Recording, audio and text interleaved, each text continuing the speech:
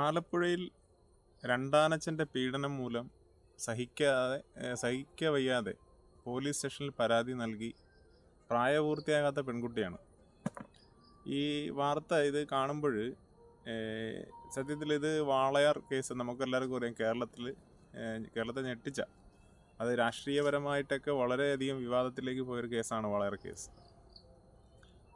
പക്ഷേ വാളയാർ കേസുമായിട്ട് ബന്ധപ്പെട്ട് നമ്മളതിൻ്റെ കേസിനെ പരിശോധിച്ച് കഴിഞ്ഞാൽ ആ പെൺകുട്ടികളെ കൊലപ്പെടുത്തി എന്ന് പറയുന്ന വ്യക്തികൾ കമ്മ്യൂണിസ്റ്റ് പാർട്ടിയൊക്കെ ആയിട്ട് ബന്ധമുള്ളവരാണ്, അവിടുത്തെ ചെറിയ ഭാരവാഹിത്വമുള്ളവരൊക്കെയാണ് എന്നൊക്കെയാണ് ആ കേസുമായിട്ട് ബന്ധപ്പെട്ട് നടക്കുന്നത്. അത് കോടതിയിലാണ്, അതിൻ്റേതായിട്ടുള്ള വഴിക്ക് പോട്ടെ. ഈ വാർത്ത ഞാനിത് കാണുമ്പോൾ, ഇപ്പോൾ ഈ വാർത്ത കാണുന്നത് അറിയുന്നത് ആലപ്പുഴയിൽ മാന്നാറിലാണ് ഈ സംഭവം നടക്കുന്നത്. അതായത് രണ്ടാനച്ഛൻ, അതായത് ആദ്യത്തെ ഭർത്താവുമായിട്ട് പിണങ്ങി ഈ കുഞ്ഞിൻ്റെ അമ്മ രണ്ടാമത് കല്യാണം കഴിച്ച രണ്ടാനച്ഛൻ്റെ പീഡനം മൂലമാണ് ഈ സംഭവം നടന്നിരിക്കുന്നത്. പ്രായപൂർത്തിയാകാത്ത പെൺകുട്ടിയെ പീഡിപ്പിച്ച സംഭവത്തിൽ രണ്ടാനച്ഛനും കുട്ടിയുടെ മാതാവും അറസ്റ്റിൽ. 2024 സെപ്റ്റംബറിലായിരുന്നു സംഭവം. പെൺകുട്ടി വീട്ടിൽ സിനിമ കണ്ടുകൊണ്ടിരുന്നപ്പോൾ രണ്ടാനച്ഛൻ പീഡിപ്പിക്കുകയായിരുന്നു. അതായത് ഈ പെൺകുട്ടി ഇതേ രീതിയിൽ ആവർത്തിച്ച് എൻ്റെ പേരിലാണ് കൂടുതൽ ഈ കുട്ടിക്ക് പ്രശ്നങ്ങളുണ്ടാകുമെന്ന് പറഞ്ഞാൽ അത് കേസിൻ്റെ അല്ലെങ്കിൽ പോലീസ് സ്റ്റേഷനിലേക്ക് പോകുന്ന ഒരവസ്ഥ വരുന്നത്. അപ്പോൾ തോന്നും കുട്ടിക്ക് അമ്മയുണ്ടല്ലോ, അമ്മയല്ലേ ഇതുമായിട്ട് ഇടപെടേണ്ടത്. അതായത് ഈ പെൺകുട്ടി ഈ രണ്ടാനച്ഛൻ്റെ പീഡനം നടക്കുന്ന സമയത്ത് പരാതി പറയുന്നുണ്ട് അമ്മയുടെ അടുത്ത്. പക്ഷെ വേണ്ട രീതിയിൽ ഇടപെടുകയോ മറ്റോ ഒന്നും ചെയ്യാത്തതിൻ്റെ പേരിലാണ് കുട്ടി സഹിക്കവയ്യാതെ നേരിട്ട് പോലീസ് സ്റ്റേഷനിൽ പോയിട്ട് കംപ്ലയിൻറ്റ് ചെയ്യുന്നത്. എനിക്ക് ആദ്യമേ പറയാനുള്ളത്, ഇങ്ങനെയുള്ള പെൺകുട്ടികളാണ് നമുക്ക് ആവശ്യം. ഇങ്ങനെയുള്ള പെൺകുട്ടികളെന്ന് പറഞ്ഞാൽ ഈ രീതിയിൽ പ്രതികരിക്കാൻ കഴിവുള്ള പെൺകുട്ടികളാണ് സമൂഹത്തിന് വേണ്ടത്.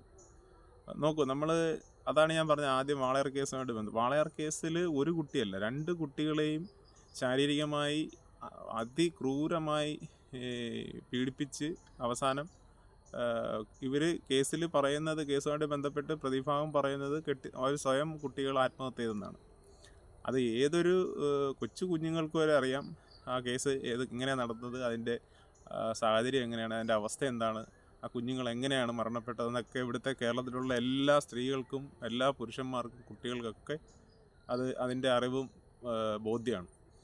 പക്ഷേ അതിൻ്റെ ഒരു പ്രശ്നമെന്ന് പറഞ്ഞാൽ, അതിൻ്റെ പ്രതിഭാഗം എന്ന് പറയുന്നത് ഇവിടുത്തെ കമ്മ്യൂണിസ്റ്റ് പാർട്ടിയുടെ എല്ലാവിധ സംരക്ഷണവും അതുപോലെ തന്നെ അധികാരത്തിൻ്റെ ഭീകരതയൊക്കെ ഉള്ള ഒരു സാഹചര്യം നിലനിൽക്കുന്നതുകൊണ്ടാണ് പ്രതികൾ രക്ഷപ്പെട്ടത്.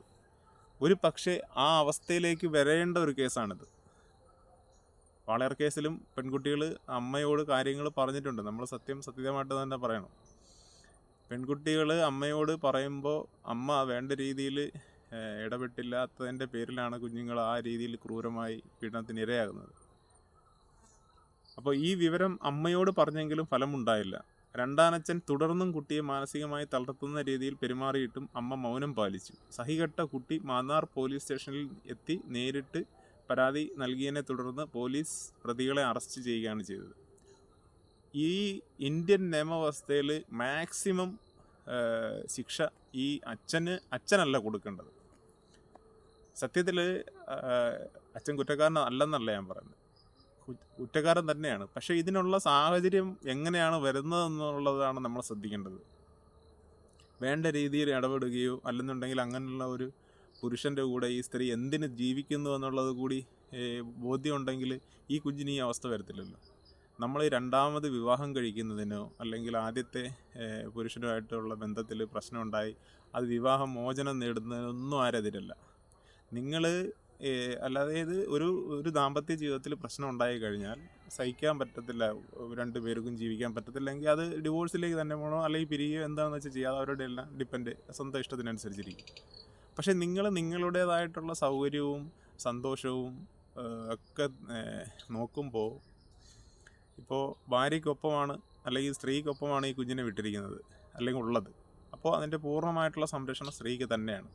അപ്പോൾ നിങ്ങൾ അതായത് ഏതൊരു സ്ത്രീ ആയാലും ഏതൊരു പുരുഷനായാലും ഞാൻ പറയുകയാണ്, കുഞ്ഞുങ്ങൾ ആർക്കൊപ്പമാണോ വളരുന്നത് അവരുടെ നിയന്ത്രണം, അവർക്കുള്ള ഉത്തരവാദിത്വം 100% കുട്ടികളുടെ മേലിൽ ഉണ്ടായിരിക്കണം. അല്ലെന്നുണ്ടെങ്കിൽ ചെറിയ രീതിയിലുള്ള പ്രശ്നങ്ങളാണ് വലിയ വലിയ വാർത്തകളിലേക്കും സംഭവങ്ങളിലേക്കും വന്ന് മാറുന്നത്. ഞാൻ സത്യം പറഞ്ഞാൽ ഈ ഒരു കേസ് കണ്ടപ്പോൾ ഇതിൻ്റെ ഒരു എവിടെയോ ചെന്ന് ടച്ച് ചെയ്യുന്നൊരു കേസാണ് വാളയാർ കേസ്. അപ്പോൾ ഇതുപോലെയുള്ള കേസുകളും അല്ലെങ്കിൽ ഇങ്ങനെയുള്ള പ്രശ്നങ്ങളൊക്കെ കേരളത്തിൽ ഉണ്ടാകാതിരിക്കാനായിട്ട് നമുക്ക് നമ്മുടെ പൊതുജനത്തിൻ്റെ കൂടി ഒരു ശ്രദ്ധ ഉണ്ടാവണമെന്ന് അഭ്യർത്ഥിച്ചുകൊണ്ട് നിർത്തുന്നു. നന്ദി, നമസ്കാരം.